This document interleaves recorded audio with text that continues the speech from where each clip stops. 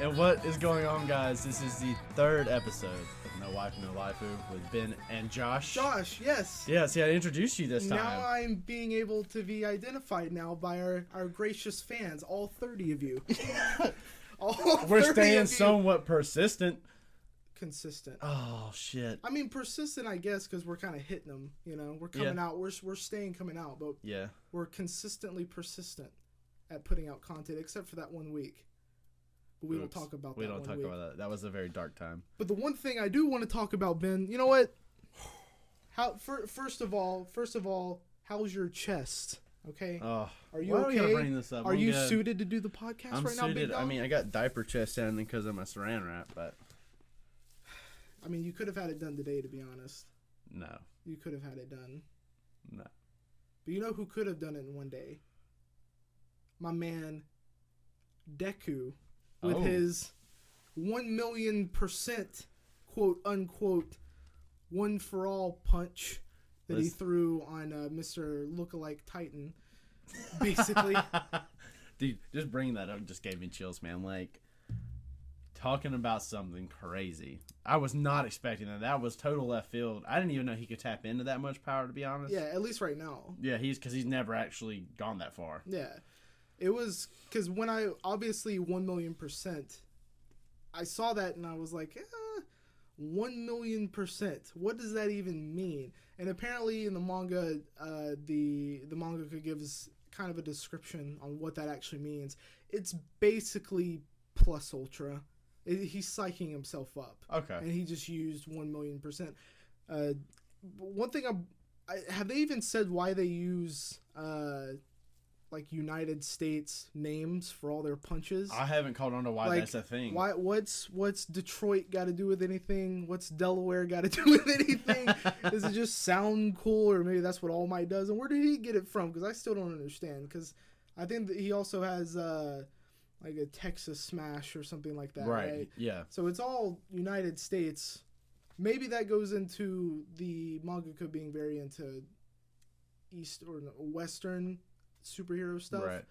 And he just wants to use it. I don't know, but this episode of My Hero for this season was based solely around basically the growth of Koda. Oh, for sure. Previous episodes, he hated heroes. He hated everything about him. He didn't really hate heroes. He hated the entire society, as Deku points out. He hates that his parents were killed. He thinks it's all a game for the most part. He hates how there's villains and there's superheroes and they have to fight and his parents end up dying. And that's probably just how he kind of pushed that thought into his, or just pushed the thought of his parents dying out of his head, him just hating superheroes in general. So the last episode, we see that somebody's behind Koda up on his secret hideout, and Deku knows, so he runs up there. And then ensues this very unexpected long battle that happens. Oh, yeah. That I've been told is not the best fight in this season, which that's a very high bar to put up there because there's just so much emotion. I was about to say that's arguable because that was it is because we don't know that it's done or not, but it is. It's kind of had me on the edge of my seat the whole time. Because even at the one point where he's saying sorry to his mom and then basically saying sorry to All Might because they've trained this hard and now it's all gonna end, and it's like back of your head obviously you're sitting like, who's gonna come, who's gonna change the stakes, what's gonna happen, because obviously Deku's at the end of his rope with his power, and so he's not gonna be able to push out that much by himself. But something has to happen, so we see that Koda has the water quirk. He's a water hose, basically, like his parents were called, water hoses. So he finger guns out some water and tells Big... Muscular is his name. Muscular. I was about to say, I don't know if they've said his name. I don't think they've said his name in the show yet. I just know because I looked it up. That's cheating. We're supposed to be like, what is his name? He looks like a Titan. What is happening? I just didn't want us not to have a name for him. It's gonna be legit here. No. I remember looking, and obviously you look in the discussions online. It's just like, yeah, dude, this was done perfectly, muscular or whatever. It was like, okay, that's his name. Yeah. We come to find out because he wasn't in the meetings that we saw with the League of Villains before it all He's played definitely out. just hopped in. Yeah. Just because he wants to kill. And yeah, that's all he said. He just wants to come and kill, and then obviously they're here to get Bakugo, which was not really confirmed, but they hinted towards it right now. Yeah. So they're after him. So at first the first major part of the battle that happens where we think we're going to get away is when Deku just, I can't remember if he punches the ground or if he basically creates a diversion, breaks the whole side of the ledge, and then they think it's over, and then obviously it's not, comes back, but the main part where he has to come to terms like, I'm about to die, whatever, and then really expresses to Koda like what a hero actually is and what they can do. Because as we see with one of the Pussycats, I don't think it was Pixie Bob, I think it was Mandalay was the one talking to Koda, the one who has telepathy, right, who could talk to people. She told Koda that there's going to be somebody who's going to be that hero for you, and you're gonna understand. And then Deku, that's him, because literally no reason, for the amount of time they've spent together, there's no reason Deku would have any kind of emotion towards him other than it just being Deku, and he's a hero, and that's what personifies a hero, just stepping in right there. And like, just along with the animations for it, the voice acting, especially from Deku's voice actor, like, I never understand how like that scream can come out and like and not sound just weird. Yeah. And just how they mix it with all the audio, because I mean that's half of what this scene is. And that's what, like, that's one of those scenes that I just cut to it and I just watch it over and over and over and I get like hyped up, I get teary-eyed because there's just so much emotion within it. Oh yeah. And it's just one of those scenes, and if this is the bottom floor of this season, holy shit. I'm ready for the next. This is going to be a wild 20 more episodes that we have left to go. It's going to be wild. It's going to be a different roller coaster than we're used to with the romance, but it's definitely like, that's, I have to think that so far I don't think anything else can really touch, at least what we're watching right now, any action scenes. Like, it's just, I know at least for me, Black Clover doesn't touch it at all because there hasn't really been anything. Darling isn't really focused on the action. It's basically waiting until love finds, the two lovers find each other, and then they just become OP and one-shot everything, and that's the end of story. But this actually has development of strengths, not just of mine, because right now, the way that I understood One for All worked, right? So in the end, when Midoriya reaches his max limit, right? What, like, the max of what he can do, it's going to be stronger than All Might's. But as of right now, it's not. Well, of course. And that was another question that come up with the 1,000,000%. It was like, okay, so is he actually going, like, what's math, right? Like 100,000 times farther than All Might went? Well, and it was touched on, earlier in the series that every time it's passed on, the person that gets it does get stronger. So so it'll definitely be interesting to see when he kind of eclipses All Might here, and when it becomes apparent, at least, because it's obvious that All Might doesn't have much time left in the show. Oh no, he's on his last limb, and I hate it. I really hate it. He's my favorite. He's the symbol of peace, dude. He's awesome. He can't leave until they come out with like an actual figure for him. I mean, to be honest, they better. Like, not a Figma. I don't want a Figma. Like, they have the pop, but it's a pop. Right. I want a scale, to be honest. I want a scale figure. You want that scale? Yeah. Like what scale? Like a 1/7 scale or whatever. Like the one, like, what do you mean? You want them as big as you? You don't have any that I can point to right now. But no, like an actual, something that looks cool. And if they do a Figma or anything like that, an action figure, I mean, they got to make them big, like big AF. But yeah, other than that, there's not too much to hit on, unless you had something that you wanted to hit on the show. I did I thought it was a cool twist that the guy or the muscular that shows up, we find out that is the guy who kills. That does kill Koda's parents. Koda's parents, yeah, because that put a really crazy evil twist to the whole scene. Other than just being some random strong guy, I really liked that. Like that was the guy. So hopefully, eventually, there's going to be some. I guess revenge was kind of dealt, but there's no way that.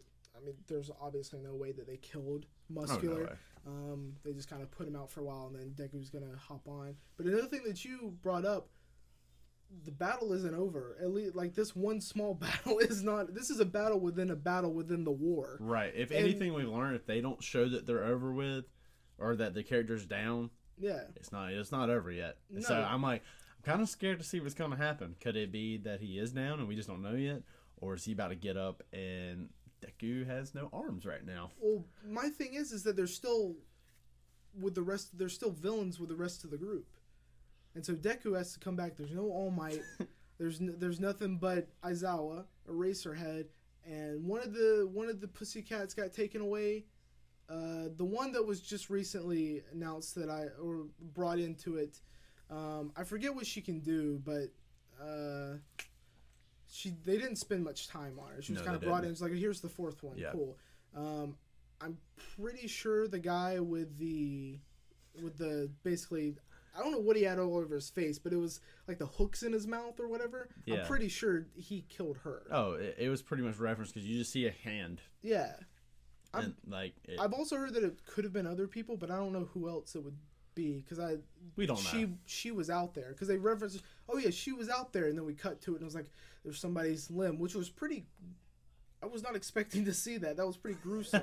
Like that dude's gonna kill. He's in like straight bondage stuff. Yeah, he's got the latex mask on and the hooks in his mouth and his teeth. He's just like I don't have just lips. Kill. He doesn't have lips. How can he talk? He basically doesn't have lips. That's right. Dude, he probably gets some nice head, huh? No, it wouldn't, because he can't close his mouth. What am I saying? This is straight throat. That's tough, dude. That man's tough. With F's. with spaces in between each letter. In capital letters. In capital letters. No, but yeah, it's definitely, because there's a lot more villains, so somebody's... It sounds like all they want is Deku. I'm not Deku, Bakugo, right? So I'm going to envision that they're just going to say, all right, here's Bakugo. Leave us alone for now. We'll get you back later, bud. And he's going to be hella pissed about this. Oh, yeah. But that's the only way that I can think of, because as I'm thinking right now, unless All Might just has this intuition and he flies with his 1 minute at a time, one for all at this point, it's not going to end well, because Deku's done. His arms are broken. We don't really know that right arm he used with the 1,000,000%. We don't know what's going to happen because of that. Well, we saw him kind of just like when he goes like, he's my hero. He kind of leans back and we see that, he's beat up. But I think he handled it, like I said, the 1,000,000%, like it's just plus ultra. Right. Basically. So it's 110% for the most part in reality. So I think it's going to break like normal, if I'd imagine. Because it's just him going all out again, which again, I think it's probably more than 100% just because of the amount of damage he did to him.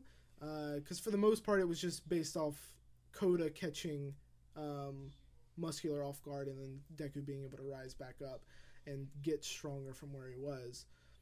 But it's definitely on a scale, because when you go and look throughout the entire fight, like there's 100% and then there's 1,000,000%, but the creator is like, no, it's not really 1,000,000%. I was like, can we get a percentage on? Because I don't know where we're at this point. Yeah. We just know he's strong and he's only going to get stronger. But I am worried about that fight, because maybe there's some consequences. Sheesh. Like, I don't know if any main people are going to die, because this is the thing. Sidetrack for a second. I went and saw the Avengers, right? Okay. The way that everything happens, I'm not going to spoil it here because it literally just came out, but there's a lot of stuff that happens, and I'm just like, cool, see you in the next movie, dog. Yeah. There's people that die. I won't say who dies, but I looked at it, and I was like, cool, there's a device now that all this can be redone. see a part 2 and then see the 6 episodes after, and everybody was like, oh my god, dude, this movie's so great. I'm sitting there, I was like, what are the consequences? Yeah. Why can't people just be gone? I don't like that. So if something happens like that here and somebody actually dies, that'll be cool. Yeah. Because I like consequences in my medium. Definitely. My media. And but you know, obviously it's not going to be that hardcore. It's not going to be Attack on Titan or Game of Thrones type stuff, but or Parasite. That's another crazy one. But it'll be fun to see. And the rest of the season is going to be pretty lit. Oh yeah. No complaints at all yet. Yeah, no. I mean, it's all fun. There's the comedy parts at the beginning, and then the 4th episode, right when you need something pretty serious, something serious happens, and it delivers. Oh, it delivers. So, I mean, that's pretty much all we could speak on My Hero. So I think we should head into our next one, which is going to be. I want to bring up one thing that we actually found out. Tell me, dude. That we found out as... That we found out? Yeah, I found this out too? No, we both found this out together. As See, we were catching me up before we started this, I'm putting on a thinking face at this point. Darling in the Franxx dub. Sheesh. You want to bring that up right now? It's a thing that we found out. Do you want to go? I want to bring it up. I want to go... Darling. Darling. Okay, how about this? Josh in post-production, put in a clip of the Darling right now. Because I want to hear that. That was, okay, if you're an audio listener, you heard the Darling that we were talking about. I found this just scrolling through YouTube, and it was terrible. It was cringy. Now, I understand that people like dub. And when I first started watching it, like I told you before, which we'll get into later, like I watched Noragami the full way dubbed for whatever reason. Like I watched My Hero the first 2 seasons dubbed, and that's just how I watched it. But then after watching 20 plus anime all in sub, I'm just like I physically can't. I can't anymore. So much more emotion in Japanese. But hearing 02 talk like that, she talked like a 30-year-old woman trying to seduce an 18-year-old kid at a bar. Okay? My darling. Yeah, it was like 02, and I mean, Hero didn't sound much better. Oh no, he sounded. Ichigo sounded okay, I guess. I mean, it can kind of fit. It just doesn't. I don't know if I've just programmed my mind, and if I heard the dubs before the sub, it would have changed something. Because I feel like when I watch a sub for let me get this straight. When I watch a dub first, I can go to the sub and like, okay, yeah, I learned to like it easily. But then swap, going opposite, going from sub to dub, I'm just sitting there like, oh no, it's not the same. Especially that Darling. It's not the same. Oh my dude. God. I'm harping on this. That was bad. I don't know where that dub is. I guess it's on. I don't know would it be on Funimation? I haven't even looked. Probably. Which we mainly use Crunchyroll, and they generally don't put dub stuff on there. No. It's only a few that they do. Yeah, but I don't remember Funimation getting that. At least I haven't seen it. But I don't know. I didn't know that they had put the dub out. But it seems like. I was saying, we found it out by accident. Yeah. Either that was fan-made, and that was a pretty good fan-made one, if that was the case, but I don't think it was. I don't think it was. But it was terrible. Like... They can say hero, right, but they can't go darling. Yeah. Like, they had to go darling. Remember Darling? It's like, am I watching, like, a Disney movie right now? Like, what are you talking about? What are you talking about? You're not even 02. You're just 2. You're just 2. Not even 2. You're just the devil. I don't understand. Like, you're literally a devil at that point. But yeah. As we didn't get an episode this week as I took a break, I thought I'd bring that up because that was something funny. And if I would highly encourage you to watch the thing that they actually put up, because they actually put up basically interviews with the cast of it. Basically, what they go through and say is they have the couples go into. It's actually pretty cool. They have the couples go into a bird cage and they answer questions.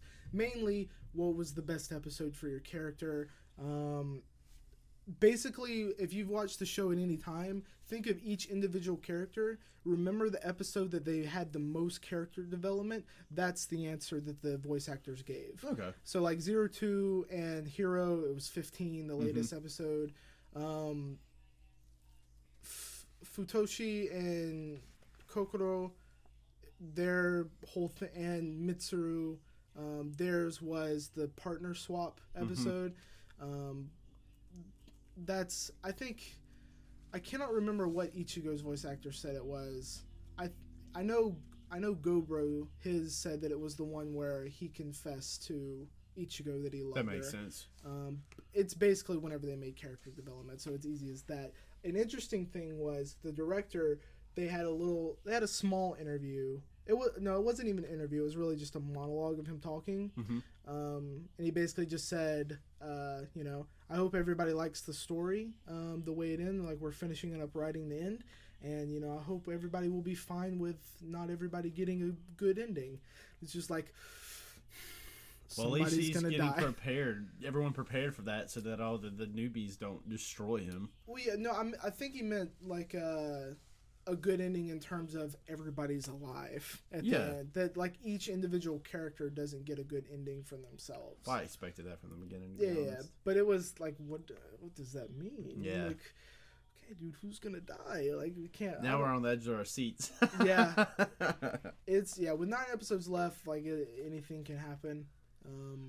But yeah, next week we'll go into it more when they decide to come out with another episode. So ready. 9 more weeks of it. But yeah, so let's just hop in to SAO right after you listen to the OP for 30 seconds. And we'll see you after that, bud. All right, bub.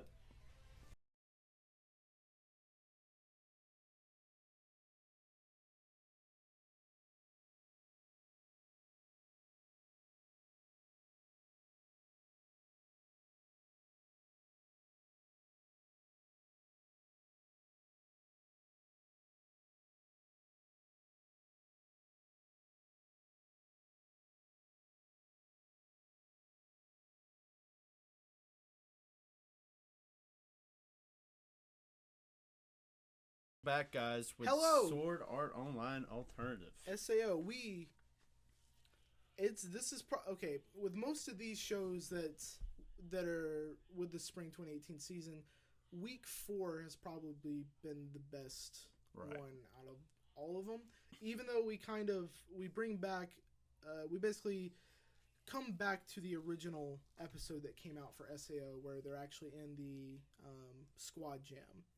Squad Gym. Right after Lin takes out that elite group of trained, I don't know if they were army or if they're just guessing that they were either army. Yeah, or I think we don't get the actual confirmation, but we assume that they're military at least. Yeah, they have experience, so they're just coming in here to train. So after they beat those guys, they go to move on. They're in the top 3 with the teams, and they get into a confrontation with the team closest to them. Through the whole boats, we see that M has a big shield made out of basically space armor, spaceship armor. Was there spaceships in GGO? I don't remember in the original because it harped on something totally different. But I think in some of maybe the player the players band together to kill enemies. Yeah. Not the squad gem or anything. I think there is some space stuff that happens because they have the laser guns, and because like you said that you could only get this material in the game, it wasn't real. Yeah. I mean, yeah, because that's what I was wondering. I was like, where did space come from this? Because again, I haven't watched season 2 of Sword Art Online yet. I've watched 3 episodes, but it's nothing. He hasn't even gone into GGO yet. But so this other team that Len and M are facing, they have the hoverboard, the hovercrafts. Basically hoverboards, dude. In the near future, and they still have the same looking hovercraft that we have now. Even though they got space armor. Yeah, no, you still have. There's another good little SAO design flaw. Yeah, which I showed you Yes, yes, the yes. flaw. Okay, Okay, sorry. Hey, I'm not saying Touchy subject. literally after watching SAO and knowing like his thoughts of it, I was just like, I still liked it. Oh yeah, yeah. It does have a lot of flaws. yeah. But as far as this one, there's not really many. It's flaws, not. I haven't called gotten anything into it. yet. Yeah, when we haven't gotten very high up in the story. I think like this is going to be the first. Obviously, there's questions with who like PETA is and who M is, which we related to in the last episode where I found out that she was PETA was the singer that Lynn liked, right. Karen liked. But we still don't know who. What's up? Somewhat got confirmation that Ben was right somewhat about That this sniper. He has sniper training. I was about to say, are you going to say he's I forget the dude's name. M? No, the in real life guy, the American sniper guy. Huh? You know the movie American Sniper? Oh Isn't my that god. the name of it? Oh If my it's him- god. No. What do you mean no? No, I mean like a guy who only snipes, right? He's a sniper. Oh, I get what you're saying. Yeah. Or if he's just... Because remember last podcast I was talking about maybe he was a sniper for the singer because she's such a But big... I just don't know. Like that could be wrong. Even... But maybe he was in the military. But the yeah. way that I get that maybe he was that for her because he knows her and she said that it's a friend of hers. Yeah. So how would the singer know this guy who is a well-renowned sniper? I agree that he's probably in her detail, security detail. But I don't think he's like sitting up on a roof across the way from the venue and just waiting. Because I just don't think, even though this is in the future, I said I was somewhat timeline, right. I give that to you, bud. Ben is sassy today. Let me tell you, Sassy that AF. tattoo get to you, bud. Yeah, it is. Such a Well, pussy. sassy today. But going on, they defeat the hovercraft people, and M defeats the hovercraft people by using his IRL techniques of sniping. So he doesn't have the red lines that show up when you put your finger on the trigger. The finger on the trigger, and he's also not using the circle. Nope. Which Lynn is very impressed by. Which I have to say, Lynn / Karen is getting cuter by the episode. Oh, for sure. Like it's growing on me a little bit. It is. It's not the only thing. Coming from the first episode where we were both like, yeah. Now it's just like I'm starting to look forward to the episode because we're finally getting into character development. The magic of character development. The story's starting to happen a little bit because I'm still wondering where this is going to go. Yeah, which is towards the end. Obviously, we have M. I was not ready for that, dude. And it just when he reads the note and then it just shows the pistol, I was like, no. And then pa, and then that's it. It was like, but why? So that's because thinking about it. If they're friends, it just doesn't make sense what kind of motive they would have. Oh, it's just I'm so excited. Absolutely no sense. And the plot thickens. There has to be something that we're missing because looking back on the callbacks, there's just nothing else that could. Because either PETA was just setting this all up, but you don't even. There's no consequence. You just lose. That's another thing. Right. It's not a death game anymore. Right. You just lose. But why though? That's the thing. Why did it? Exactly. Why was he told to do it? Because obviously he was told to do it. Exactly. Because he said he was sorry before he did it. Yeah, of course. But and again, like who wrote the note? The only person who could be PETA, because he apparently to us, he has no other connections within that world. It's just to PETA. And as we're talking about the stars, I want to get off the M subject real quick and go back to the scene where M tells her to finish the guy that flew out of the hovercraft. Oh yeah, no, she runs up. I'm sorry. Just unloads on the guy. I guess that's part of like when you're playing Call of Duty, right? And you're getting killed a lot, or like you don't finish the kill. Right. Like you shoot until you see the number pop up. Maybe that's just what she was doing. Because after she got done shooting, the name popped up. Right. So she was just making sure he was dead. Seems so over the top, man. But the amount of bullets she's killed other people with, she did not need all those bullets she shot. She unloaded a whole magazine. I think we found a flaw, to be honest. Mark it down. Number 1 flaw, SAO alternative. We found it. We're starting our video. Cracking this down. The flaws of SAO alternative. But no, yeah, it was definitely overkill. It was insane. It was so great. I loved it. But And yeah, it especially was the good. cute little "I'm sorry" She right was before. just like, I'm sorry. And then after she was like, I'm so sorry. Yeah, no, she didn't have to do that. But M, like, the entire time, he just seems like a cool dude. PETA has been cool ever since they met. So I'm going to guess that there's somebody else. I don't know who it could be.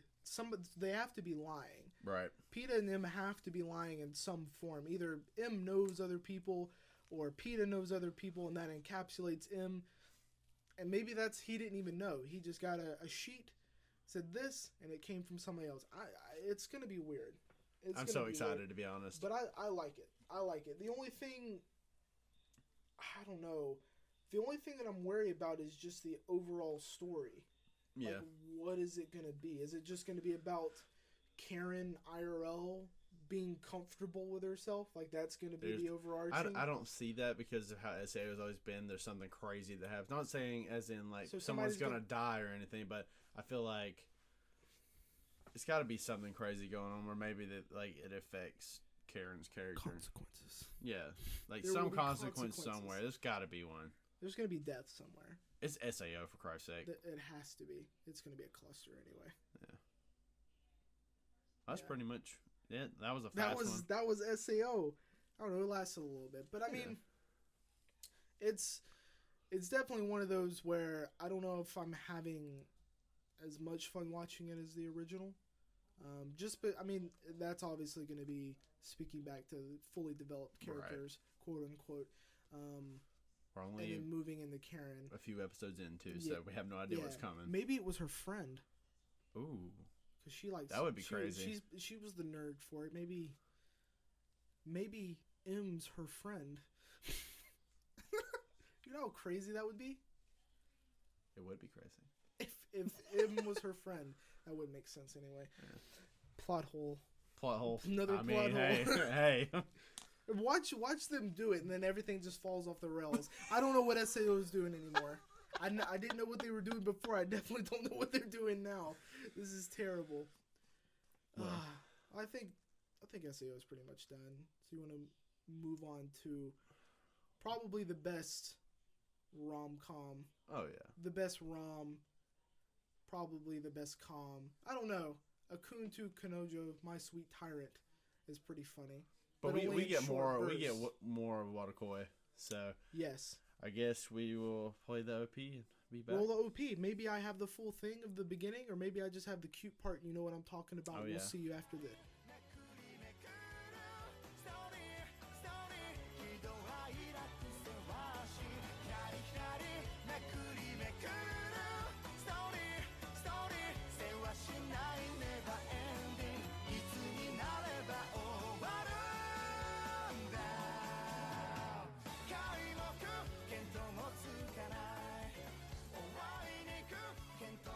'Watakoi. 'Watakoi. Love is hard for an otaku, or love is hard for otaku. There's no A.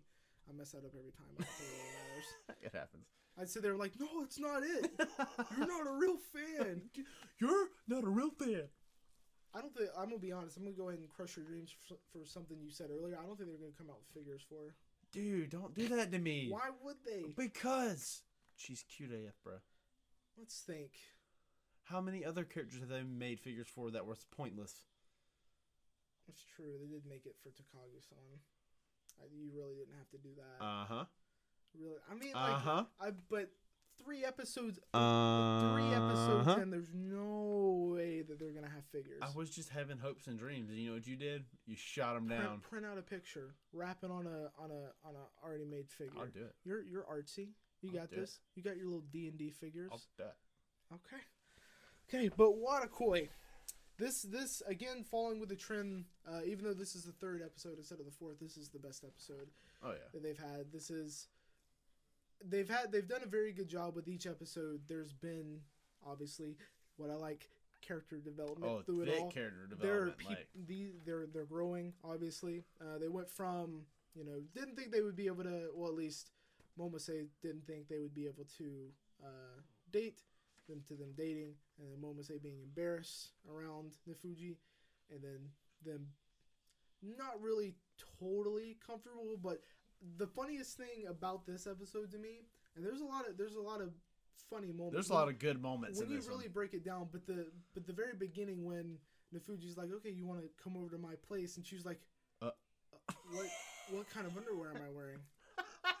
It's just like, oh god. And then you go into where they get to their house, and those little animations, those different little art styles that they pop in there for moments, they are the cutest thing I've ever seen in my life. The greatest thing. And then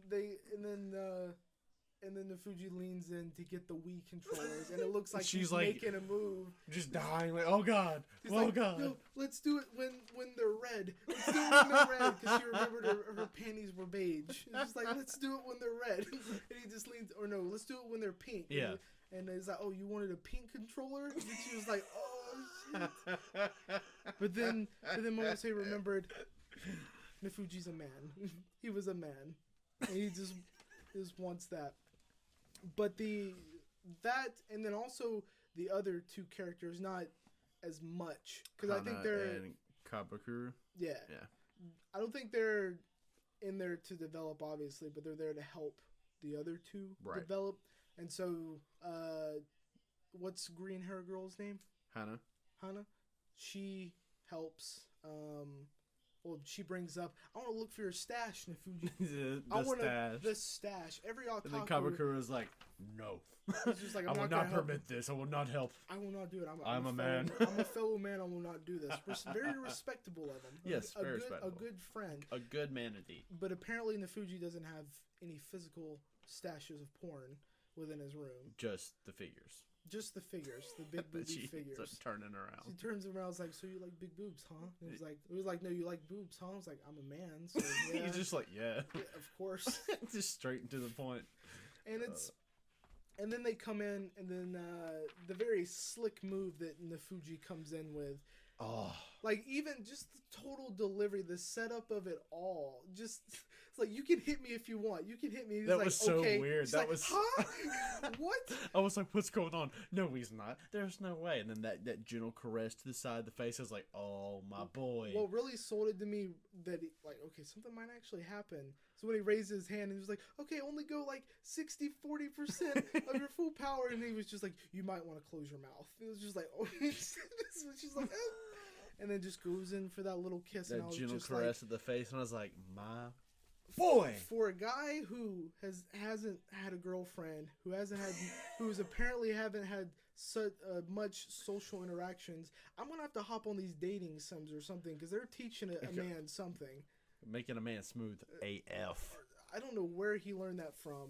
It had to be from a dating sim, either that from a show that he watched or whatever. Right. But that was slick. Okay, he's very. I think it's. I think what sets this apart from other shows is that because they're literally your age. Yeah. They're literally 26 years old.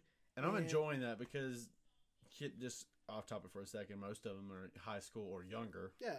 And it's nice that, I think it's because so much of my age group, Americans, will watch so much anime. I think they're finally kind of making it catering towards us. Yeah. But it's nice to see something like that. But back to it. And what I think is probably a very apt comparison for this season. You have 3D Kanojo, which you watched the first episode of. Basically, you have one type of otaku, and I think it's really built into them being in high school and then them being much older. Right. So you have 3D Kanojo. The main character is he says that, I'm an otaku, this is it, I'm used to this. He's not really used to it. No. He's still embarrassed by it because he still gets made fun of. It affects him still. Mm-hmm. Then you have Nefuji, who is just like, I don't care, this is who I am. I'm going to sit at my desk on lunch break and play my PS Vita. Yeah. Switch. Was it a Switch? They moved it to Switch. They moved it to Switch, yeah. Because Japan, they're in the handhelds. That's right. I forgot. The Switch is the new thing, so I guess he's playing Monster Hunter on Switch. That's right. My bad, everyone. Even though there's not that kind of... I don't think there's that kind of... There might be in Japan, because the Monster Hunters, some of them release exclusively in Japan, so it would make sense if that was the case. But what amazes me is that he's set in his ways, like he knows who he is, and I think that's what adds to him not having these doubts about himself, or what allows him to be that type of guy, being able to go in for the sly stuff, because he knows who he is, and that's all that matters, right? Because the high school version of it would be he's very self-conscious, and the girl would be there just to say like, oh, it's fine. Like in 3D Kanojo, basically she's bringing him out of his shell, for the most part. And he becomes, and even in, I love Kanojo because at one part, like he starts, the girl, Iora, I think is her name. She says like, man, I really like cooking or whatever, and he literally goes home and then just cooks. He makes cakes and he starts doing that every single day. And he makes reference to himself doing this stuff. He's like, I'm being a normie. And that's literally like what the subtitles say. Like, I'm just being a normie. And I was just like, oh my God, this is 2018. This is amazing. But Watakoi is definitely, if you haven't watched it, do watch it. And the way you have to watch it, like, you're going to get so many more benefits. So just pop on Amazon Prime before it gets knocked up to $120 a year. They are doing that, by the way. What? It's going to be $100 to $120. So, well, they're about to lose me then. It's $20. 2-day shipping. It's still a no? Wait, I have it now. Yeah. You said they're about to mark it up to $120? Yeah. A year? Yeah. What do you mean no? It's just $20 extra. You know, dude, you save $20 just like that within 2 purchases with shipping. This is right. Yeah, right, you sold me. And you also have to remember that it's a year. It's not monthly. You won't think about that until next year. That's how they get you. I do my monthly. Amazon, my email address, so you can contact me so I can be hired for your marketing division. I am right here. Not sponsored, not #ad, by the way. But it's a double-edged sword because you want to get Amazon to watch this, but it also sucks that Amazon has it. Yeah. Because the first episode, I remember seeing it and hearing a lot of good stuff about the manga. And I was like, okay, cool. I really want to watch this. The day it came out, I'm sitting there refreshing, looking it up, just getting up the manga to buy, refreshing, and then I go on Reddit and I'm like, where's the show? I don't understand, where's the show? And they're like, it's out in England, it's out in here, you know, Amazon just doesn't like to put things out like that on time. And so I think it took like 2 days for it to hit US. Oh my God. And I think I ended up watching it on like Daily Motion because I just wanted to watch it. Yeah. It was dumb. Like it's been said like 1,000 times, but like the shows that Netflix and Amazon get, it's a double-edged sword, especially with, at least Amazon puts them out weekly, but Netflix, like with Violet Evergarden, which another one that I recommend you watch eventually. I know the long list, same here, but eventually. So I get this long list from you, and then now that we started doing this, like I told you earlier, all my friends have realized, even though they've known me forever, that I really like anime, so now they're giving me all these old ones to watch. So it's just like, I've got like 25 to watch right now. They just need to slow down in Japan. Literally, for the amount of people that they have, they're churning out way too much anime. Their anime per capita is terrible. It's too much. There's no way one person can watch all this. Yeah. Unless you're just sitting there. There was a guy on Reddit, though, that I did see. He apparently, I don't know if this is true, but he's being paid to watch like 900 hours of anime or something like that. And he like keeps a log of everything he watches and describes it and says like, this is how it's going. I would totally do that. I think it'd be a double-edged sword. I totally do that. Because I like to take things in moderation. Because I'm so worried, especially with this, because I like it so much and doing the podcast and being able to talk about it like this, I don't want to burn out. Because I know what happens when I burn out on stuff. I'm just like, okay, cool. Where's the next thing? So when I think I need to watch this, I go in, I watch an episode, I'm like, okay, if I'm not feeling it, if I'm not getting on a roll, I might stop. Because if I burn out, I'm worried that I'm just not going to watch anymore. And then what's going to happen to all my beautiful figures? I'm going to take them from you. No. They'll be at a price, and they'll be full price. Well, that's messed up. That's messed up. We're basically cousins. That's messed up. Hey, I got to live, dog. I got to live. I got a cat to feed. I got a job that doesn't pay enough. I got payments, dog. You got payments? I got more payments than you do. No, that's not true. I'm kidding. Hey, bud, come on. Hey, we're cousins, bro. Let's be nice. Dude, what were you even talking about? The guy watching Holy like 900 shit. hours. Oh yeah, 900 hours. But yeah, no, yeah, it's crazy. I don't know if I'd be able to do that. But yeah, Watakoi, watch it if you haven't. You could relate a lot to it, especially. I'm gonna guess that most people who are gonna be listening to this are gonna be in Benjamin's age group here. Yeah. Because apparently, I think your most friends, of them, my friends, are listening to it at this point. Hello, friends. Thanks, guys. My name's Josh. If you ever see me, don't be afraid. Come up, ask for a picture or whatever you got to do. But I'm not. Just go hound about his GameStop discount. Yes, dude. Don't say my business, bro. Are you serious? I made reference to how I don't get paid enough, and then you're gonna say the business I work. Jason, I'm sorry. Okay, he didn't mean it. Carla, he didn't mean it either. Okay, you gonna tell my DM, bro? No. Totally meant it. No. Okay. Let's move on to what the title of this video, because I started putting them all up on YouTube, by the way. Oh, and didn't we get them on iTunes?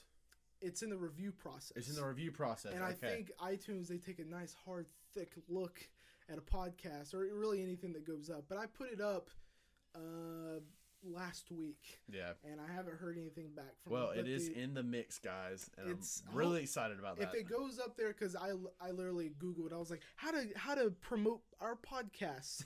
Because I was like, am I gonna have to pay for the promotion? Because if that's how it's gonna be, I'll throw $20 out there just to get it in front of 10,000 people or whatever. But the one stat that I saw was that most podcasts, the majority of their listens come from iTunes. And I was like, okay, cool. Yeah. How do I get on iTunes? And so that's basically what happened. You're really going to take a picture right now, dog? And you're going to leave the flash on? I forgot it was on, but that's great. I was doing it for our Instagram, actually. No, I know. The first time you did it on the first episode, I wasn't going to say anything, and it really kind of messed me up, to be honest. Oh, well, get messed up. You're going to have to do that before we start. No. Okay, so back to the title of this. The title of this show is going to be our top 10 anime of all time. Are you doing a scene kid now? No, that wasn't a scene kid. Wow, you're not dedicated, huh? So we're gonna pop over. I'm gonna add some music here. There's gonna be another little transition. I don't know what I'm gonna add here. Actually, let's add it from our new favorite Japanese group, our girls. The album song? Honey. What song? Scandal. Do you want to put? What song do you want to put? We'll figure it out. I just wanted to throw that out there. Enjoy this song, Scandal, album Honey. You'll see it if it's red and has booties on it. They actually say honey on the booties. It's quite cute. So go check them out. They're pretty good if you're into the J-pop rock type thing. It's pretty bopping. But this is them, and we'll be back with our top 10, which you might be surprised by, especially me. I don't think Ben's gonna be ready for mine, especially where mine are ordered. But we'll see you guys in a bit.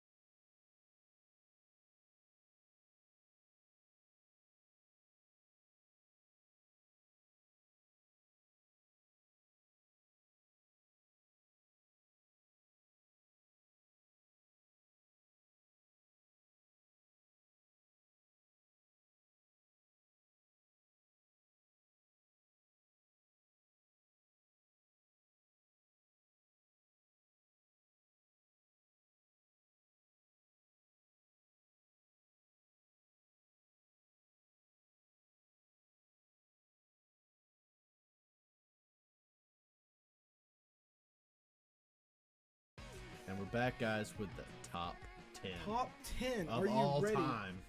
This is really hard for me. Well, you only had 5 minutes Yeah. to do it. Even though I I'm a procrastinator. All I'll right. go back and check, but there was a point in time where I told you to do this a couple days before the I'm podcast a procrastinator. And So- it's just really hard because I've been watching so long, man. Yeah, that's true. Because with me, it was going to be a lot easier. Because literally, like I said before, it's like we can't do a top 10. I've only watched 10 anime, but I've watched a lot more. Okay, I've watched 20 to 30. So this is going to be a newcomer's perspective, only watching the new stuff for the most part. There's some older stuff that I'm diving into. Older stuff won't be on this list. I literally think the oldest thing that's on this list is probably going to be from 2010. Oh. So I think. Man. I think I've got that's some from the literally 80s in gonna here. be it. Literally going to be it. And one of them's not Yu-Gi-Oh. Because I was hoping I was gonna get you on that. I thought about it. The main reason why I didn't put up Yu-Gi-Oh is because I recently found the subbed version. Because before I had only listened to the dub. The dub only existed for me because of 4 Kids. But I went back and listened to the sub, and I was like, "Yo, this shit's nice, dude. This is nice. Where's this been?" And I also watched another video that said that the Shadow Realm didn't exist in the Japanese version. The Shadow Realm was just an American thing. So they didn't have to say that they died. Oh my god. That's pretty much it. But our number top 10. Well, let's start this. So we're going to go from our 10. We're going to alternate back and forth. Okay. We're going to give a little bit of an explanation of why, and then you in your car as you're driving to work can yell at us for making the decision. So we'll go from 10 to 0. Ben, your name starts with a B, which comes before J. So how about you give us a go at your number 10? All right, my number 10 is going to be Sword Art Online. Sword Art Online as a whole? As a whole, yeah, Not of Sword the Art first 2? season. Like, Okay. that's when I think of Sword Art Online, definitely the first Okay. season. I Fair mean, enough. I've enjoyed all of them, but the Alfheim, like, everyone has not liked. Mm-hmm. But I remember when my friend Sean got me into SAO about right when it hit Netflix. So this has been a couple years ago. Okay. And it's just, I love the whole gamer aspect. Also known as Bay. And Interesting enough, I thought about it because the ones that I put down, it was really like what left me thinking about the show for a little bit after I watched it. And as I looked down and you said number 10, I was like, I don't have SAO on my list. And I've watched season 1, right? Yeah. But I didn't even think to put SAO on my list. It was just kind of one of those things it where you hit had a to chord watch. with me. I really like enjoyed the whole they could die thing. It Yeah. put a big aspect on that. Like that was just the first time watching. I was like, oh my god, there hasn't been one like this for me. Like in this kind of scenario. Yeah. So.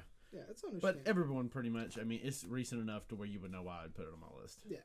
So my number 10, and like I said, it's going to start early where you're just like, that's that high up. But number 10, mine's going to be Karakai Jozu no Takagi-san as my number 10. You would.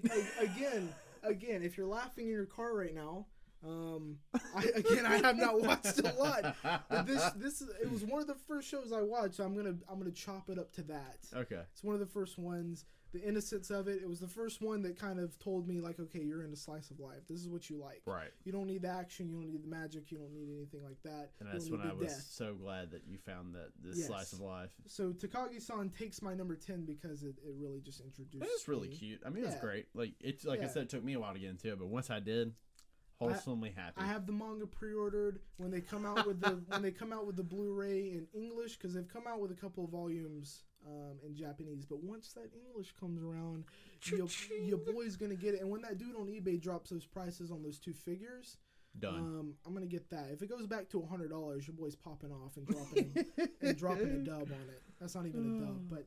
Yeah, Ben, what's your number 9? Okay, I had to put this one in just for the sake of it being one of the ones that I got into.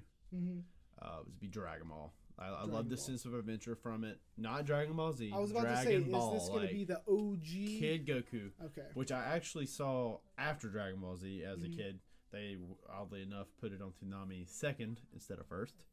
Of course. But I really like the sense of adventure from it, and it wasn't rushed or kind of paused up and broken because the manga was already done. Yeah. Compared to Dragon Ball Z, they hadn't put so much filler because the manga wasn't done. And Yeah. I really, just like I said, I could just say adventure, and nobody was super overpowered. Just great Now, series. Is there a sub version out for that somewhere? Because Yes. I started watching it on Funimation when I was like, okay, I'm gonna start my journey to go through Dragon Ball. Right. And I just went to Funimation and there's just the dub. I will say I have never watched a subbed episode of Dragon Ball Z because I cannot stand Goku's voice. Is he a yeller? It's a really high pitched because he's supposed to sound dumb. He's supposed to sound dumb. Yeah. Isn't it a girl who plays him? Yes. I thought I heard. Yeah. And growing up, I watched dub obviously because there wasn't subbed around when I was a kid. Yeah. So it's just what I grew up with, and I don't care to listen to subbed. Yeah, and another thing about the girl voicing male characters, one thing that I did learn on the special episode of Darling in the FranXX, Zorome, it's voiced by a girl. No. And when you hear the female voice actor talk within the interviews, and then they'll cut to a scene of the show, I'm just like, I have no idea how you make that voice. That's crazy. Because that's a really good male voice that doesn't sound like it's from a female at all. Because there's some that you can obviously tell, like, this is high pitched. Like, this could easily be a female because it's a young kid, a young boy. But that one was one that really surprised me. But my number 9 is going to be Noragami. Okay, that's a good one. Noragami as a whole. So Noragami and Noragami Arigato. It was, I remember, because I guess we spilled the beans. It was at GameStop one time, and on the TV they had an anime segment. This was before I even watched any bit of it. Noragami was one. I guess it was when Arigato was coming out.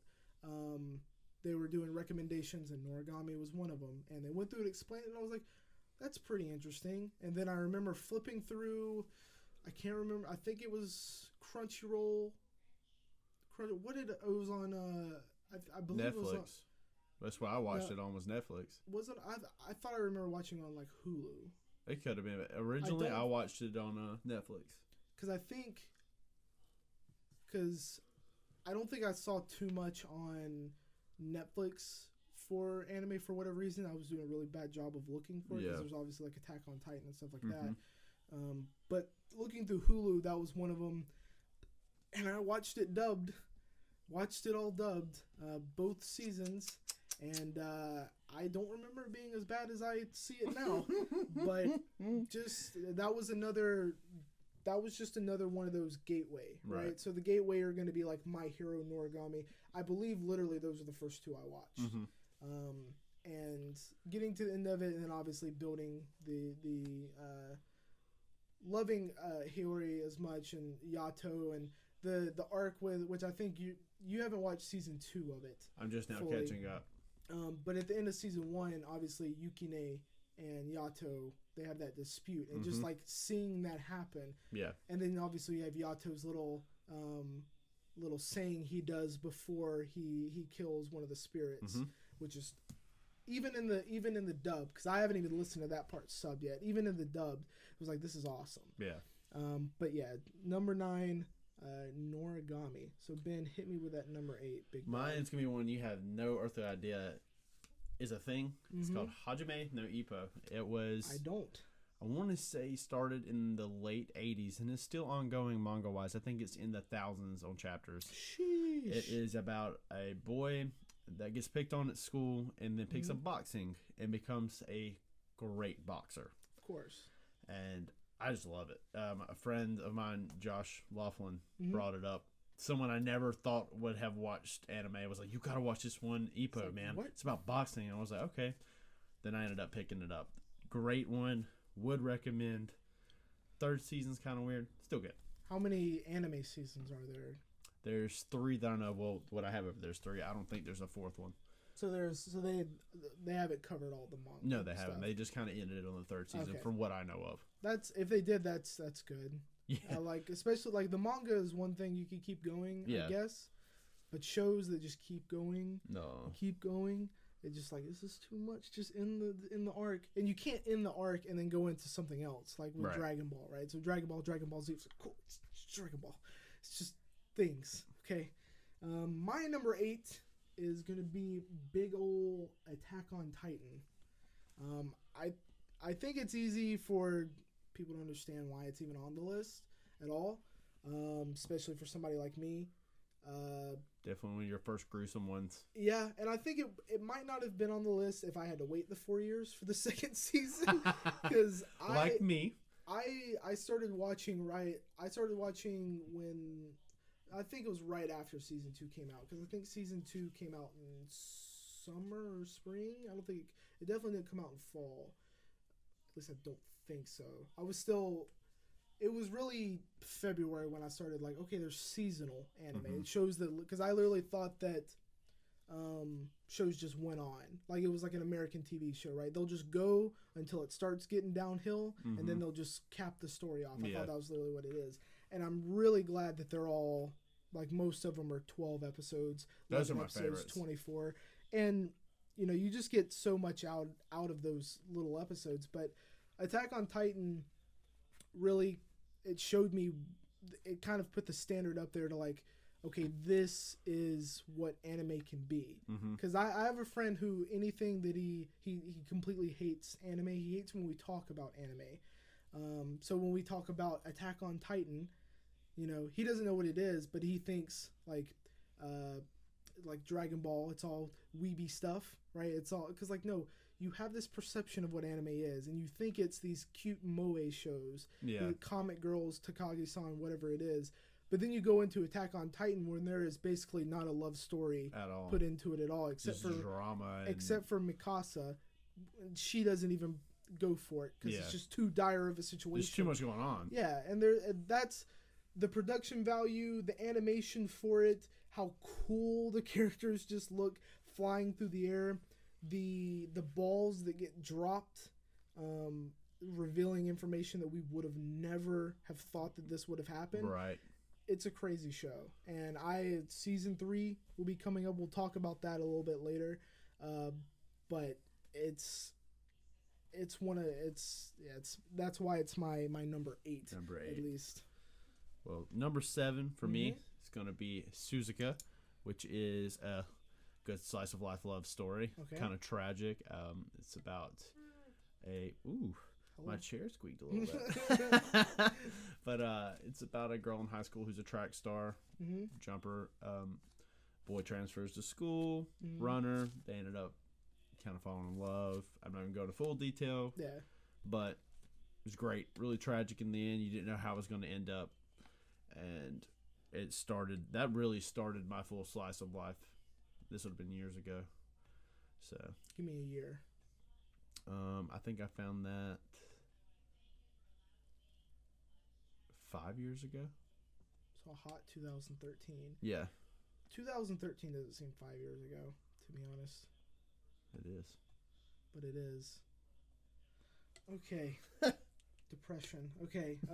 My number 7, one that I've talked about once, and I think I recommended it to you once, and I still want you to watch it.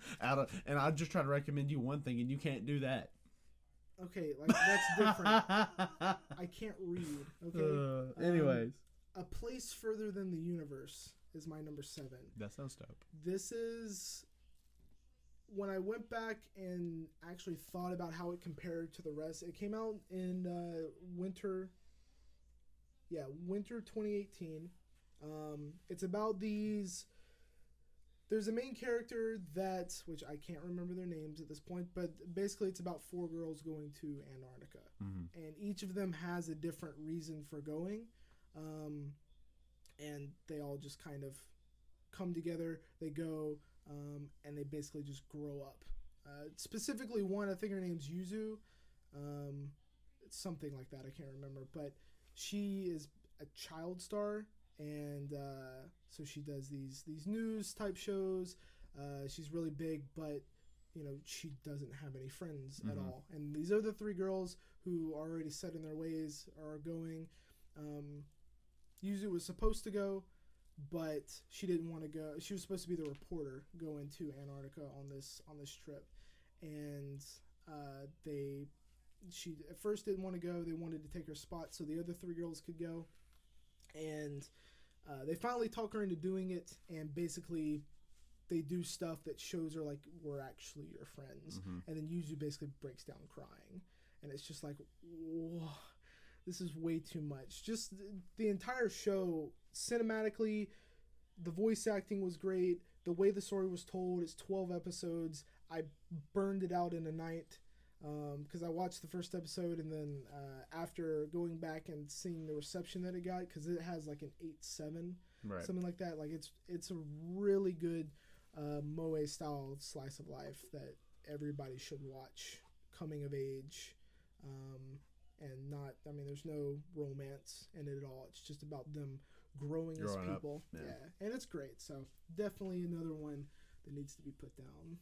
So my number 6 6. is going to be Shokugeki no Soma, also known in America as Food Wars. Food porn. Yes, I actually found this when the first novel was dropping. The anime hadn't hit America yet. I think it was on chapter 36. Yeah. So I found it very early. Fell in love with it. I've actually, the third season I don't know nothing about, but I didn't even watch the first or second seasons because I already knew what was going on, and I just grinded them out to get to the third one. Yeah. Great. I love food. I'm a bigger guy, so I love food. The cooking's good. I've actually tried a few of the recipes that they give out for it. The Shokugekis are awesome. I love the food porn scenes because they're hilarious, especially when little somas flying everywhere. Oh, it's so awesome. Because when you recommended it to me, I was like, okay, let's see what it is. And that first episode, like, I saw it and I was like, there is no way I'm watching this. There's no way. Because I couldn't even, I think I was at that point to where when I thought about it and I was like, oh yeah, this is what everybody thinks anime is. Like, this is it. This is what their image in their head is. And I was like, no, I can't. And then when the newest season came out, I was like, okay, let's just go back and let's watch a couple more episodes and let's see. Watch the second, third, and fourth episode, and I was to the point where, because at least it's not as bad in the later episodes, because at least... Or maybe I was just used to it. We'll just put it to I was used to it. Yeah. Okay, because I don't want to say that it wasn't as bad, at least in the next episodes. But if you can go back, remember when they were doing the first test that they had to do? Yep. So it was paired up with that other girl who was like, I can't get one more E or whatever it was before she was expelled. And obviously the two guys poured the salt in the dish. And I was like, oh shit, what's going to happen? And then when they finished before the other guys who put the salt in their dish, and he's over the way that he's just cooking everything. Oh, just going ham. I have like this adrenaline, like it's a fight scene. I'm just like, let's go, dude. Yes, that's what I love you about can't mess with him. That's what I love about it, man. Dude, like, and this third season, because I've called up and I'm waiting on the next episode to drop. I'm telling you, dude, it gets even more crazy. Because I mean, at this point, like nothing's exactly happened, but it's a good show. Oh, it's a great show. Even though that I've only watched the 4 episodes or so, it's one that I'm definitely gonna at least burn away into as we keep going. Just hit me with that number 6. Number 6. This is gonna be one that you're, again, with it being as high as it is, in terms of, or I guess being as low as it is on my list. I guess I should say. My number 6, we don't really need any explanation for this, but it's Darling in the Franxx. Ah, my number 6 it's is so Darling. low. Yes. Wow. I think, now here, I'll give an explanation. Wow. No. Listen, there's a rationale for this, okay? It's not done. And? It's not done. No, okay. I understand. There's room, as much as I don't want it to happen, there's room for this to fail, okay? So as of right now, it's my number 6. I feel that. And obviously, for the reasons, I guess this was my first mech show. So when I showed it, like, you and other people, they're like, "This is just a Gundam rip. Yeah. I can't watch another mech." And I'm like, "Why? Just watch the show. I want to have." There's been so many. I want to talk to somebody about it. I don't want to go back and watch all these Gundam driver narrative, ancient space age Full Metal Alchemist Panic movies or whatever. Like it was. Luckily, I caught on. Yeah, no, thankfully, because if not, like, I needed somebody IRL to talk about this, because instead of just going to the message boards and just seeing everybody outraged or crying at the end of every single episode. So that's my number 6, and I think you're gonna be surprised on this one. Number 5. Is it something I know? Yes, and and especially like, I guess you would probably think it's low, but I'm gonna say Sailor Moon's my 5th one. See, like, I mean, I guess that would just have to be off like pure nostalgia. It's a nostalgia one. It's one I got big into as a kid, Mm. and most people should know about Sailor Moon.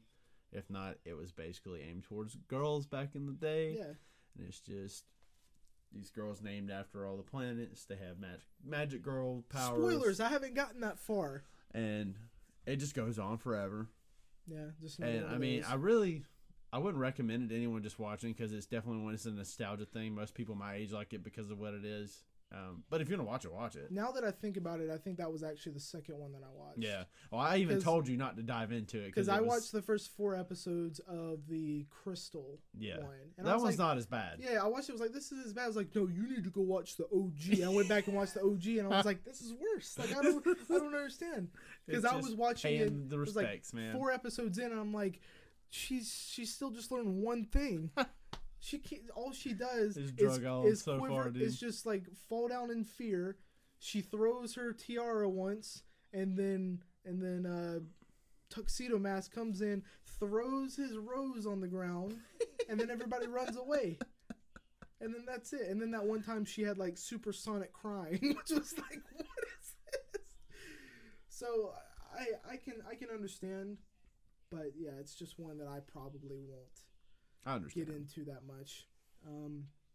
My number 5. I don't know if you've watched this one or not. I think I talked about it to you right after I finished it, so I don't know if you finished it or not. Okay. But at least in English, the show is gone by Erased. Ah, I haven't watched this one yet. No. This one was one that I said I wanted to watch purely based off of the cover of it. I just saw it, knew nothing about it going into it, and somebody put up so the guy that I showed you the video who shits on SAO, he put up a video comparing like the manga, the anime, and then the drama the real life drama that they made for it, and I really wanted to watch it, and so I was like, okay, let me just watch this show because I've been wanting to watch it anyway, and let's see what happens. So the show is like 10 and a half episodes because one of the episodes is a recap. I don't know why it's a recap because they could have used that to flesh out a certain character a little bit more. But it's a time travel. It's a time travel show, and I think it happens. So, will you not drop your phone, please, while I'm monologuing? Okay. But it's a time travel show. If you haven't watched it and you're interested in stuff like Steins Gate, Erased is definitely something that if you want to get the full experience, at least from what I've heard, you want to read the manga, because the only thing that's bad about Erased is the ending, and it's only bad if you know about the other endings in the manga, and then the drama is basically a rip from the manga. In which the timeline is extended like years to how it ended.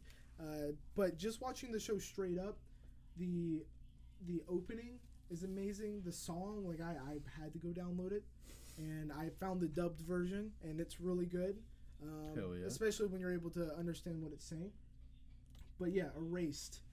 Another one. Hey, it's 10 and a half episodes. Just, flip on there. What's up, dude? Just watch through it. It's easy as that. But number 4, hit me, Ben. All right, it's another classic for me. One of the first ones, not the first, but one of the first that I watched as a kid would be Rurouni Kenshin, which is about this ex-samurai from the Meiji period, also known as the Batosai. He's just badass, basically. He carries a reverse blade sword because he doesn't want to kill anybody anymore. Just in the era where swords are being outlawed, and you run into all these crazy characters and these battles, and it's like 90 episodes. It's a typical old ran forever, but was great. I love it to death. It's one me and my friends still talk about today. It hit me like it's perfect, and they even had live actions. One of the few live actions that do good. They were actually good. Yeah, it was actually good, and they made like 2 or 3, I think. It was really good, but it's just about ninjas and samurai and the classic. The classic fighters.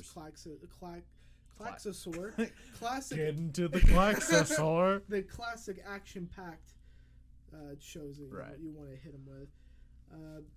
My number 4 is going to be Boku no Hero Academia. Oh, again, I didn't even put that on my list. I'm kind of upset. See, here's my thing. You don't want to overthink it, right? So if it doesn't come up in your like the top 10 that you think of when you're like, what are my favorite? Probably shouldn't put it on there. That's right. Honest. I did think about it, but I just know too many.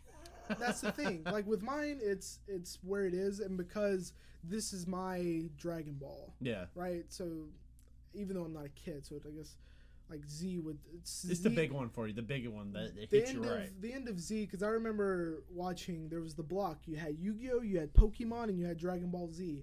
I would always watch Yu-Gi-Oh. I would kind of watch Pokemon, and then I would never watch Dragon Ball Z. I think even as a kid, I knew like there's too much to the story, and I don't know what's happening because they just throw random episodes, and there's no way. But yeah, My Hero Academia. Not much needs to be said. Yeah, we talk about it every week. So the biggest show out right now. Yeah. Has the widest appeal, and hopefully it don't run it into the ground. Thumbs up, smiley face. So Ben, give me your. This will be another quick 3. one. Yeah. It's gonna be Darling in the FranXX. Darling in the FranXX. Yes, number 3. Number 3. That's high up there. Yeah. For a show that hasn't finished. Yep. And you don't even tell me. You don't even tell you why. Tell me why, because I'm actually pretty interested. 0-2. 0. That's literally it. Just waifu wins you over that quickly. Dude, she's just won me over. As like on waifu scale, she's like close to number 1. Like I just love her attitude. I just love the show, man. You love her attitude now, or you love her attitude during like episode 13, 12? Kind of like wholesomely, all of it. Like she went through like being the lovey-dovey darling, and then hit her low point, and now she's like broken down. Yeah. And you're seeing her at her core. Yeah. It's just, oh, she's so cute. I got you. So my number 3. This isn't a show. It's gonna be Your Name. That's my number 3, and it definitely didn't hit me as hard as the next one, but it's definitely one that you had to think about at the very end, because there's some time loop stuff that happens, which you need to watch. I know. I'm doing it tonight. I'm doing it tonight. I swear.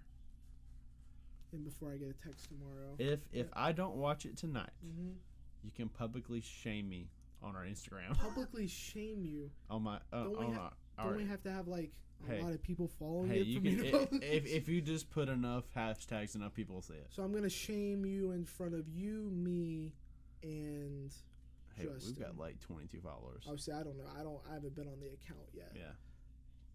I'm sorry, everybody. We have a nice 22 follower count normally.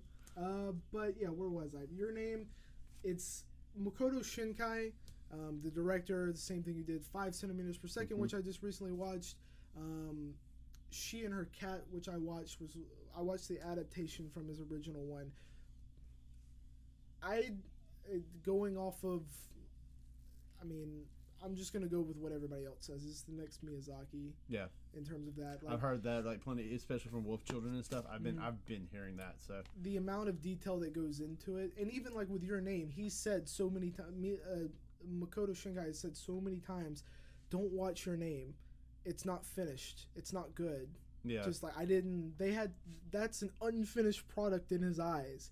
So like whatever he comes out with next. I don't know if I'm gonna be, because just the amount. It's not that it was sad. It was just it was so beautiful, and it ended in a way that was just perfect. My mom even liked it. Like when the last scene comes up. That's just so crazy. When the last scene comes up, and it happens, and it goes to and it plays the outro music, and it has the name pop up. She was like, "Oh, Your Name," and I was like, "Oh, she actually liked it. She actually liked it. That's insane." So yeah, that's my number 3. Hopefully tomorrow I'll have your thoughts on it. So how about your big number 2? Okay, well, before we go on this, I'm not explaining a lot of these because it would take me like 30 minutes of one, because these are all older ones that are we don't need a thorough explanation. This one's going to be Tenchi Muyo, which was my first sci-fi I ever got. This is actually the first anime I ever watched on Toonami, and it's just, God, it'd take me forever to explain it. It's just about this boy. They have a shrine behind his house. He finds this demon named Ryoko, the first figure that I ever got that you got me into. Sorry? angry face. It'll be worth it. Trust me. But it's just this crazy ride where you have this princess that comes to Earth. She has this rabbit cat that turns into a spaceship, and first harem that I ever watched. Everyone should watch it. I love it to death. It's hard as hell to actually get the DVDs on your hands because it's one of those weird ones. So it's not streamable, at least on any legal sites? Yeah, no. You're going to have to legally watch it, and I hate to say that, but... It's like Neon Genesis. Yeah, what are you going to do? All those older ones that everybody has this high pedigree for, it's like, I want to watch them, but I don't want to watch them. Back then, like, nobody bought DVDs, or if they did, it was like $80 fucking a season. I mean, it still is, to be honest. Like, you look at My Hero, like, my manager wanted to buy a My Hero season for his daughter. Yeah. Who likes it? $60? Season 1's like $60. Yeah. Season 2 part 1's like $50. Woo! It's just like, okay, dude, that's fine. I'll just keep streaming it. I'll just give Crunchyroll the $6 a month. It's fine, dude. I'd like to buy it. I'd like to have it, but I'll just wait. It's fine. I'll wait till it's wrapped up, if it ever wraps up. So my number 2. Were you done? Yeah, I'm done. I'm done. Like I said, it could take me 30 minutes to explain that, and I just we're already at like an hour and 18 minutes. So my number 2 is Your Lie in April, which was the one so far that has hit me the hardest. And I have a good explanation why this isn't my number one. I'm surprised it's not your number one. I'm kind of shocked over here. And it's a dark horse that the number one, we'll get into it. But like Your Lie in April was another one that I'm scrolling through Netflix and I'm like, okay, let's just see Let's see what this is about. I'm literally scrolling through Netflix on I don't know if I was doing it on like my PS4. I might have been just doing it on my PC, but I'm just sitting there scrolling through the anime section on Netflix, and then I find something I like, I scoot over, go to my anime list, look it up, and then just see the ratings of it, and I'm just like, okay, let's see. And that was one of them. I saw the cover of it, and I was like, this looks cool, because I think it has Kosei on the front with the with like a sparkler, and I was like, I read the description. It was like, okay, let's see. Halfway through, I'm sitting there. I was like, this thing's gonna make me cry so hard, and I don't want to do it. First one to make you cry, right? The first one to make me cry, like, because I'm gonna be honest, I'm real easy in that stuff. Like in terms of when like emotion is being shown. Yeah. Like the fight scenes, going back to even like My Hero Academia with Deku versus Todoroki. Yeah. Like going through that whole arc, seeing Todoroki's past, and the amount of it's really the voice acting. Yeah.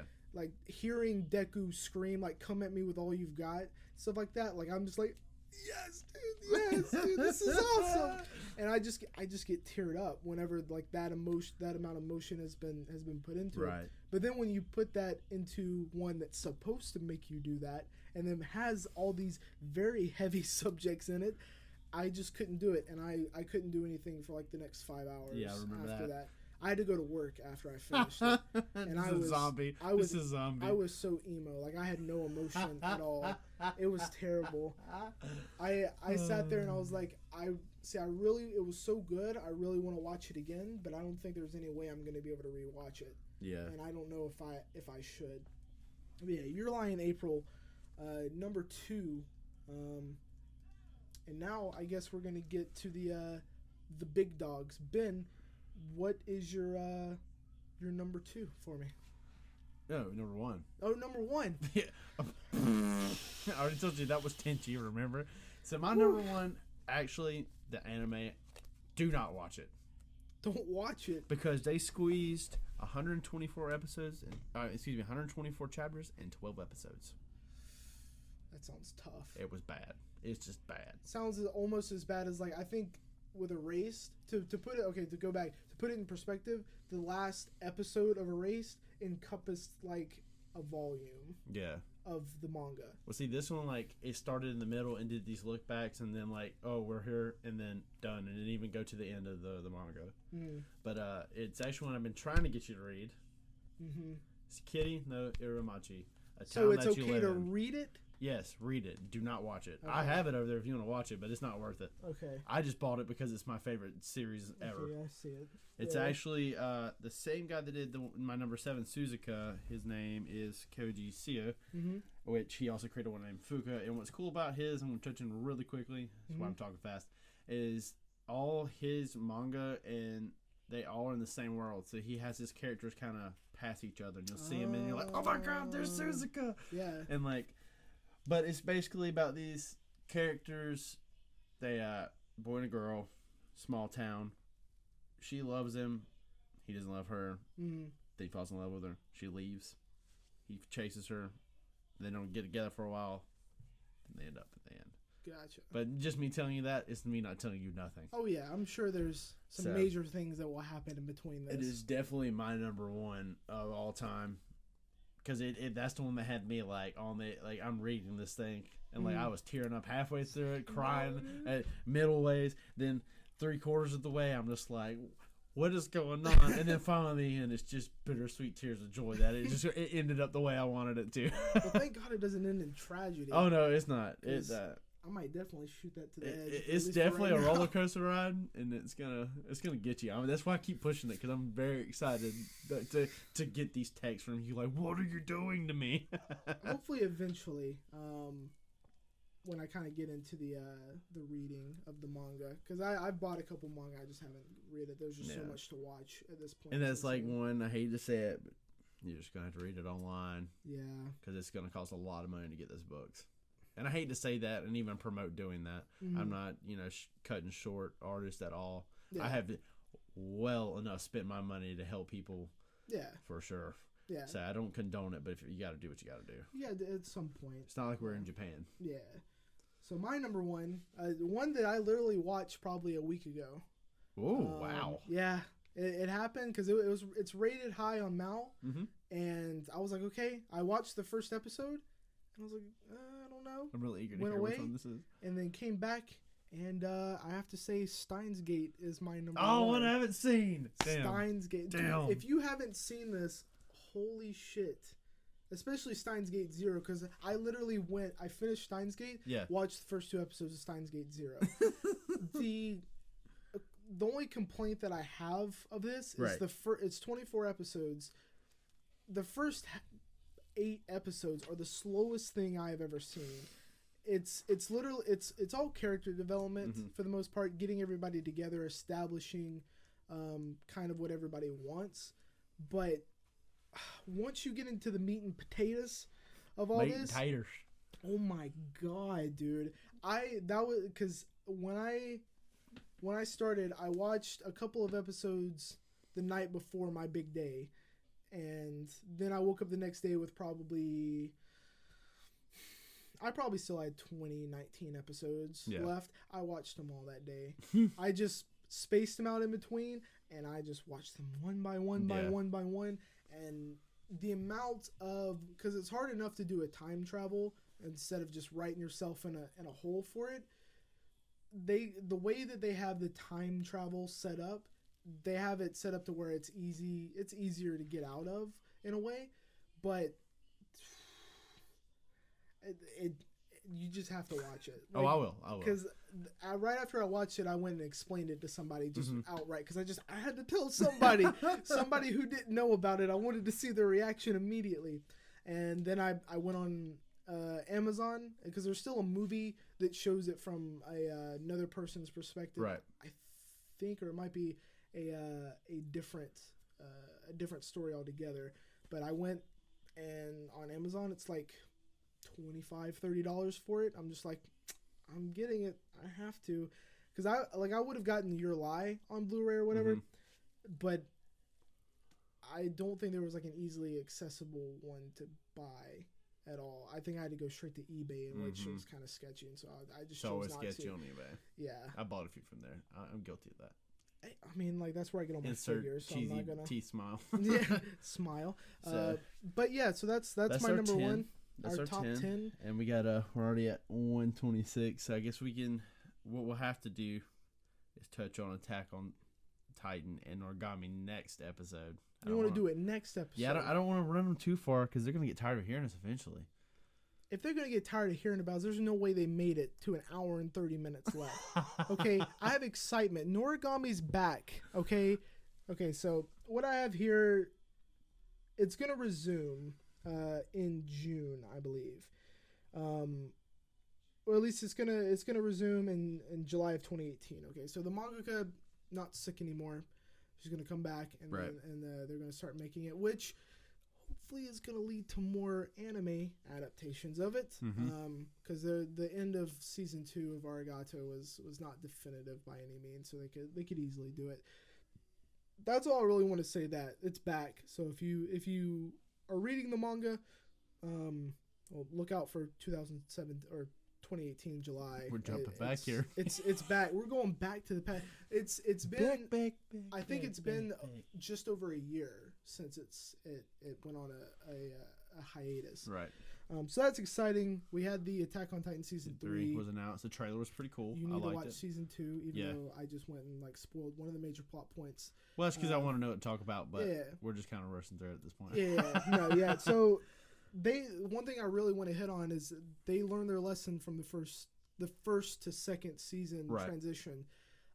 Just about a year that they left for the season 2 or season 3 of Attack on Titan from a season 2. The only thing I'm worried about is how it's being shifted. So it looks like Levi is going to be the main character.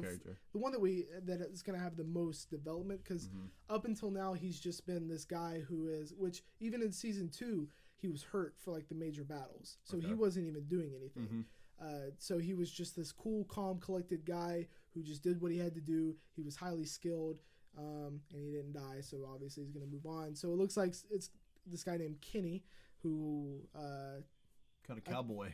I think Levi said that he lived with him for a little bit.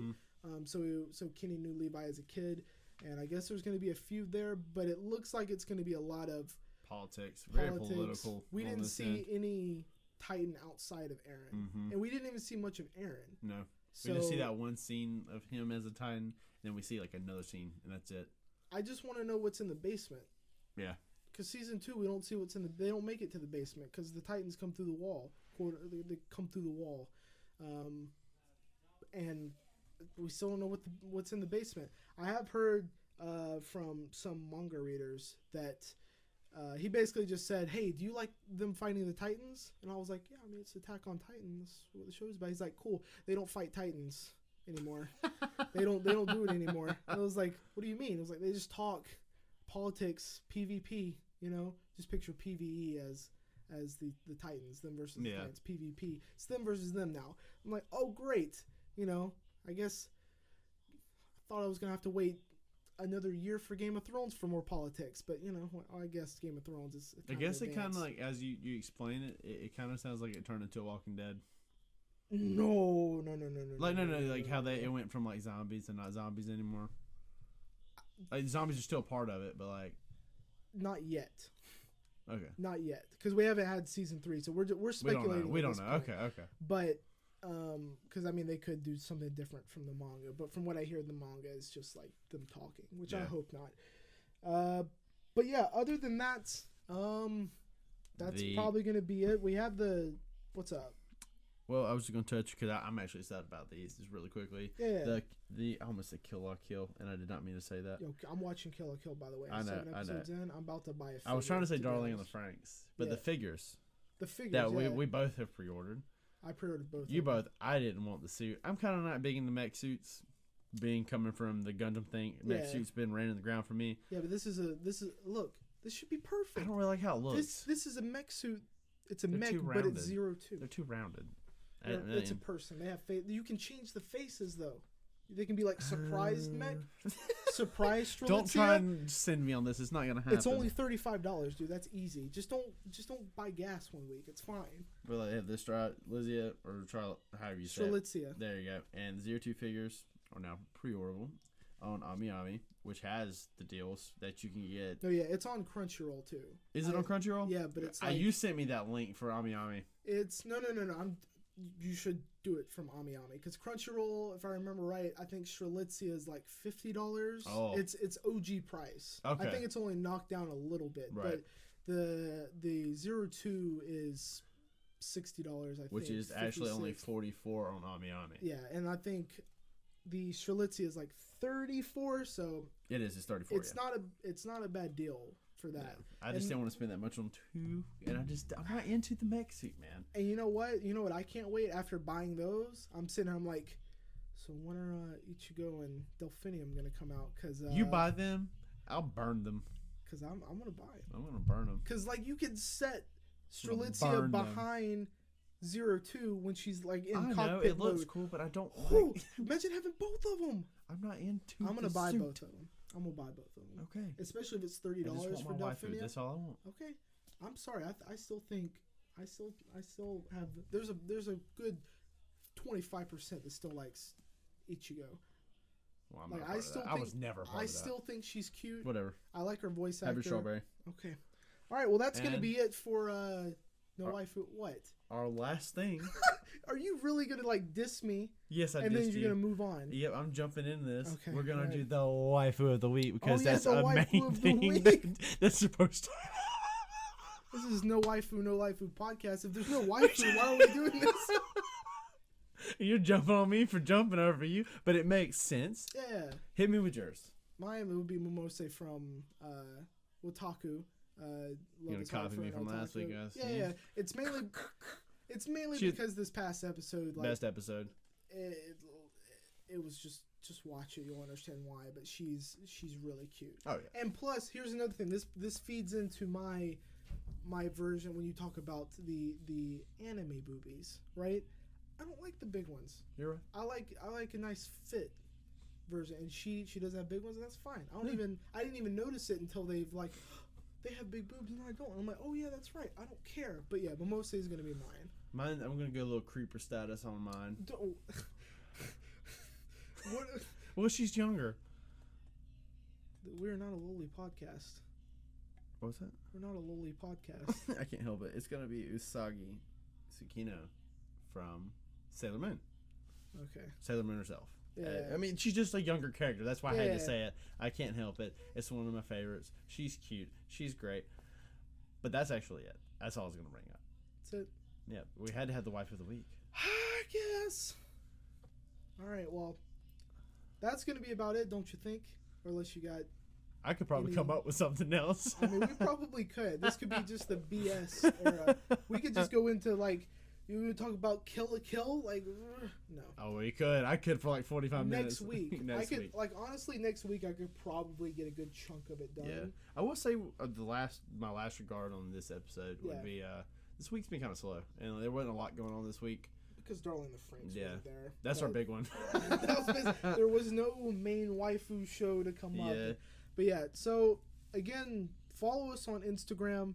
NWNL podcast. You can follow me on Instagram, /_of_Josh. I want to change that. There's no underscores because it's hard as hell to say. Obviously, follow us on SoundCloud. Look out for us on iTunes. Hopefully, that'll be We are posted. hoping. That's the big one for us. We're really excited about that. I'm hoping that, well, whenever we do, if we do get approval, it'll be up on the Instagram. Ben will probably post about it on Facebook, stuff like that. Oh, yeah. Follow us on SoundCloud. Share us on Facebook, Twitter, Instagram, wherever you're at. Send us your waifus. Oh, yes. Always waifus. On our post, it doesn't matter which post on the No Waifu podcast official Instagram. Tag us or hashtag NWNL podcast with the waifu. Show us some love. Throw us some top 10s. Oh, yes. Tell us how bad our top 10s were, because I know there's going to be people like that. Oh, yeah. They're going to hear like, why'd you put that there? Oh. I can't believe you made that subjective list about that. That is insane.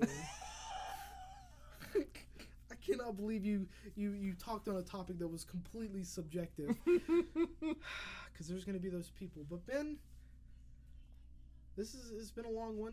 Yeah, it has been nice. a long one. It's been a good one. It's been a good one. So I hope to see you next Put week. her there, Put her there, pal. pal. And we will see you next week. Signing off.